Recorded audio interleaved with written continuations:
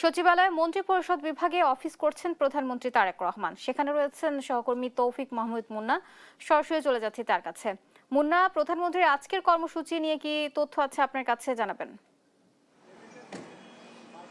বুবলি, আপনি জানেন যে প্রধানমন্ত্রী তারেক রহমান কিন্তু সকাল 10টা থেকে তার কিন্তু যে নির্ধারিত কর্মসূচি সেটি কিন্তু তার যে মন্ত্রিপরিষদ বিভাগের যে অফিস হচ্ছে সেখানে তিনি কিন্তু অফিস করছেন এবং এই মুহূর্তে প্রথম যে বৈঠকটি রয়েছে দিনের সেটি কিন্তু তিনি করছেন এখানে।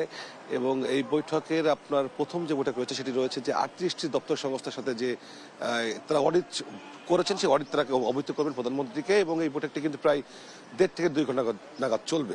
আমি যদি আর একটু বলতে চাই যে এই বৈঠক আসলে 38টি দপ্তর সংস্থার অডিট অর্থাৎ এই বিগত সময়ের যে অডিটগুলো সেটা কিন্তু তারা কিন্তু প্রধানমন্ত্রীর কাছে তারা কিন্তু তুলে ধরবেন এবং প্রধানমন্ত্রী সেটি কিন্তু সেই সম্পর্কে তারা কিন্তু নির্দেশনা দিবেন। এবং তারপরে যে মিটিং হচ্ছে সেটি হচ্ছে আপনার বেলা 12টার দিকে একটা বৈঠক রয়েছে, সেটি পিরোজপুরের যে এলজিইডির যে কর্মকাণ্ড রয়েছে সেই কর্মকাণ্ডের উপরে যে চলমান কর্মকাণ্ড রয়েছে সেখানে সেইটা নিয়ে কিন্তু বৈঠক রয়েছে এবং সেই বৈঠকটা কিন্তু প্রায় ঘন্টার উপরে বেশি চলবে। এবং সেই বৈঠকের পরে রয়েছে প্রধানমন্ত্রীর আরেকটি বৈঠক বেলা 3টায়, সেটি রয়েছে নীলফামারী জেলা এবং কুষ্টিয়া জেলার হাসপাতাল যে নির্মাণ কাজ রয়েছে এবং পাশাপাশি বাংলাদেশ মেডিকেল যেটা রয়েছে সেটি নিয়ে কিন্তু একটি আলোচনা সভা রয়েছে। সেই বৈঠকে কিন্তু উপস্থিত থাকবেন স্বাস্থ্যমন্ত্রী, স্বাস্থ্য প্রতিমন্ত্রী সহ স্বাস্থ্য বিভাগের সংশ্লিষ্ট কর্মকর্তারা কিন্তু উপস্থিত থাকবেন এবং সেই বৈঠকে কিন্তু আসলে প্রধানমন্ত্রী এই হাসপাতাল নিয়ে কিন্তু তিনি বিভিন্ন নির্দেশনা দিবেন এবং চলমান হাম বা দেশের স্বাস্থ্য ব্যবস্থা নিয়েও কিন্তু প্রধানমন্ত্রী কিন্তু আসলে নির্দেশনা দিতে পারেন।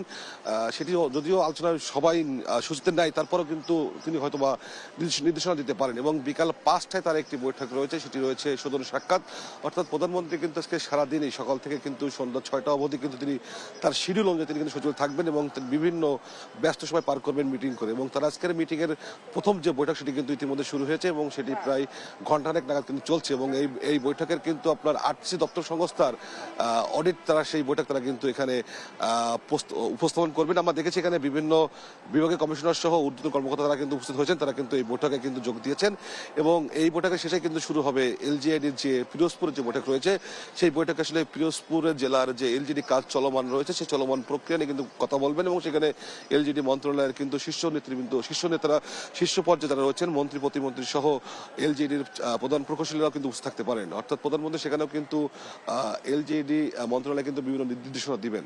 তো বুবলি, সবকিছু মিলে প্রধানমন্ত্রী কিন্তু আজকে সচিবালয়ে তার যে অফিস রয়েছে মন্ত্রিসভা বিভাগে সেখানে কিন্তু অফিস শুরু করেছেন এবং দিনব্যাপী তিনি কিন্তু আজকে ব্যস্ত সময় পার করবেন। বিভিন্ন মন্ত্রণালয়, বিভিন্ন বিষয় নিয়ে তিনি কিন্তু আসলে কথা বলবেন। সবকিছু মিলে বুবলি, আমার কাছে ছিল সচিবের সর্বশেষ অবস্থা। বুবলি।